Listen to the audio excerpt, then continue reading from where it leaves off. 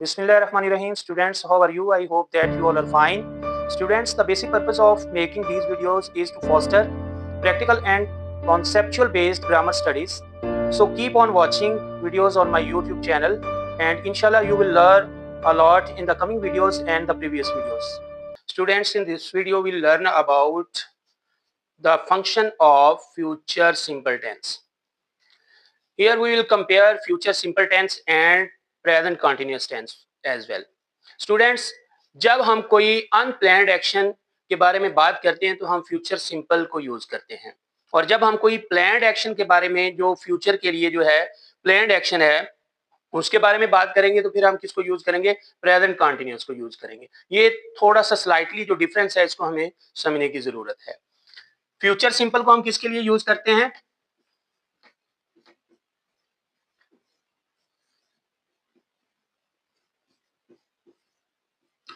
For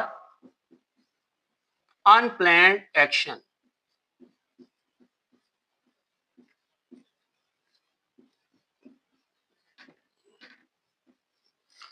और present continuous जो है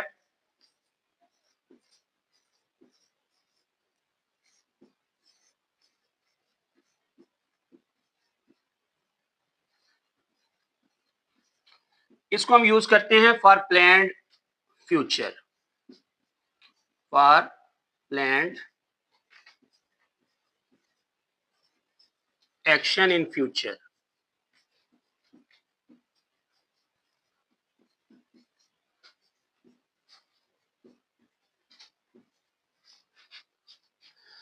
अब इसमें जो डिफरेंस है उसको समझने की जरूरत है।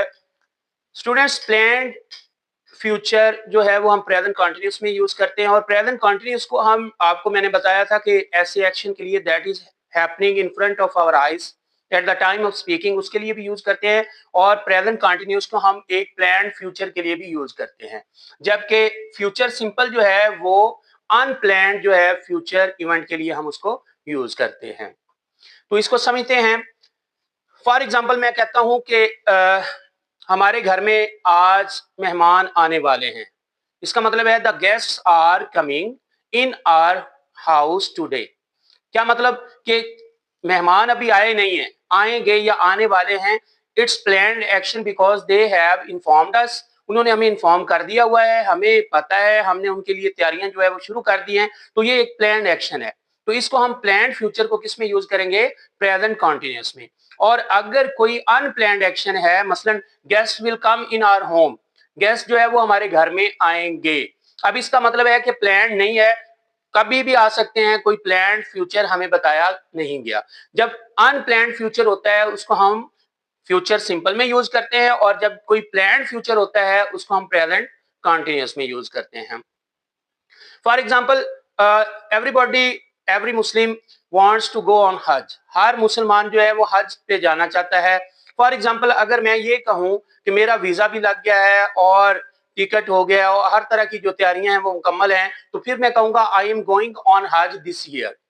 इसका मतलब क्या है कि एवरीथिंग इज प्लान, हर चीज जो है वो प्लान हो चुकी है। इसको प्रेजेंट कॉन्टिन्यूस में यूज करेंगे। और अगर हर मुसलमान की ये ख्वाहिश है कि वो हज पर जाएगा, तो यहां पर हम कहेंगे I will go on hajj, I shall go on hajj, you will go on हज।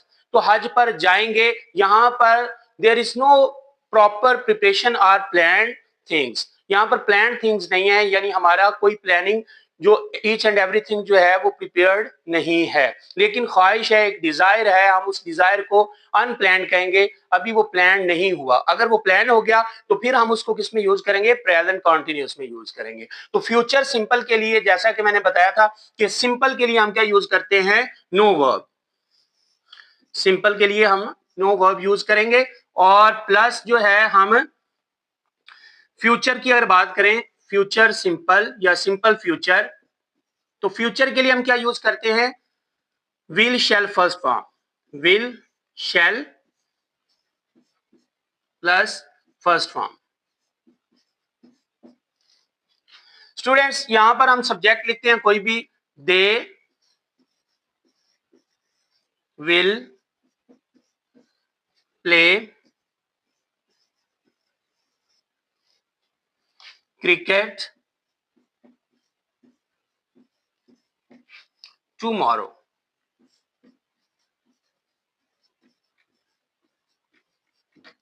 ये हमने एक स्पेकुलेशन दी है, हमने उसके बारे में कोई प्लान नहीं है, लेकिन हमने एक तरह से अपनी तरफ से जो है वो गेस या अपनी तरफ से जो है एक स्पेकुलेशन जो है वो दी है कि they will play cricket tomorrow. यहाँ पर इस टेंस की जो सबसे बड़ी पहचान है कि आपने विल शैल जो है वो फर्स्ट फॉर्म कब चूज करनी है, तो एग्जाम में इसके लिए टुमारो, नेक्स्ट डे, इस तरह के जो वर्ड्स आएंगे तो आपने विल शैल और फर्स्ट फॉर्म को यूज करना है।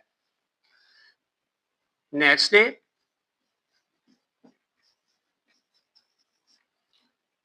टुमारो। नेक्स्ट के साथ कोई और भी जो है वो टाइम आ सकता है, next Monday, next morning, next year, next month.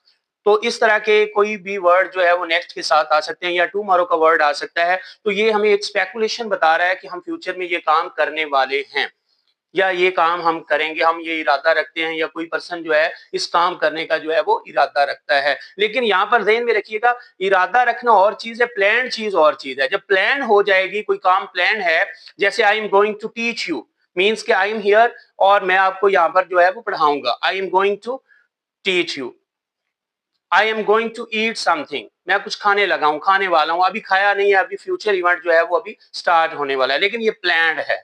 लेकिन जब अनप्लैंड होगा, उसमें प्लानिंग शामिल नहीं होगी, तो फिर हम उसको किस में यूज करेंगे?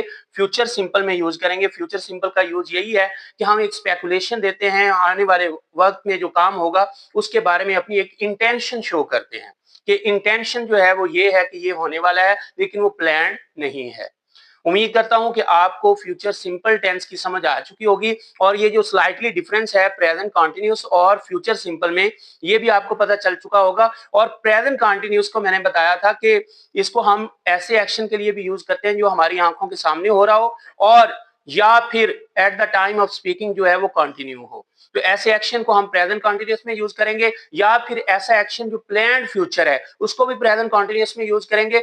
और फ्यूचर सिंपल में हम जो है वो हमारी जो स्पेकुलेशन है या हमारा जो इंटेंशन है, हमारा जो इरादा रखते हैं वो काम होने वाला है, उसके लिए हम फ्यूचर सिंपल को यूज करेंगे। अगर आपकी कोई कंफ्यूजन हो, you may ask me, you may text me, I will give you answer. Thank you, have a nice day.